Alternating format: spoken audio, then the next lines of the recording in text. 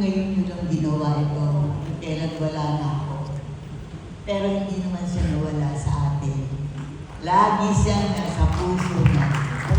Sasabihin ni Tatay siguro, lalo-lalo na sa Boy T. Good job. Good job. I'm proud of you. Yun sabihin natin. Sa ating lahat. Pero lalo na sa'yo. Lumaki na kami.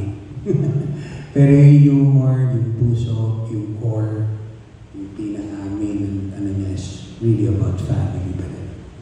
Pag nagsama-sama kami, mabalik yung pagkakalanlan kasi at ease kami sa isa't isa. Iba yung bonding ng family ever since parang hindi nawala.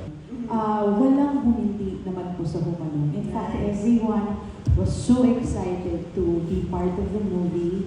Ni wala na nagtanong kung gaano kalaki yung role nila. Walang ganon. Basta nagkaroon kami ng sinabi ni Boyto na, itong araw na to, shooting tayo. Sige, lahat kami, go. Kasi, alam niyo yung pakiramdam na makakatrabaho ko ulit yung mahal ko sa buhay.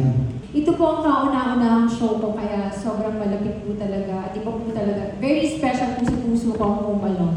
Ako po ay tuwan-tuwa na ako ay kahit papano talagang pinilit na ibalik dito. Medyo matagal na kaming lahat sa industriya. Marami na rin yung mga nagawang pelikula. Pero ito po Humalong na release na movie. Sa Metropolitan Theater, first time namin nakita on the big screen. Alam niyo po, hindi namin napigilang maiyak. Ano ang buhay ng mga magkakapatid? Paano pakakalagan yung pamilya?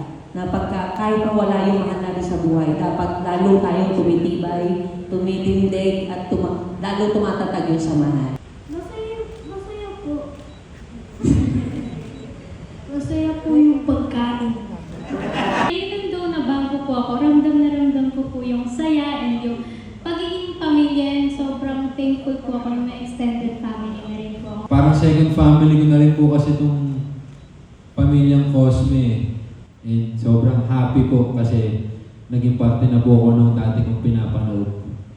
And sana po magtuloy-tuloy. Sana magka-series pa po ito para magkarakit pa ako.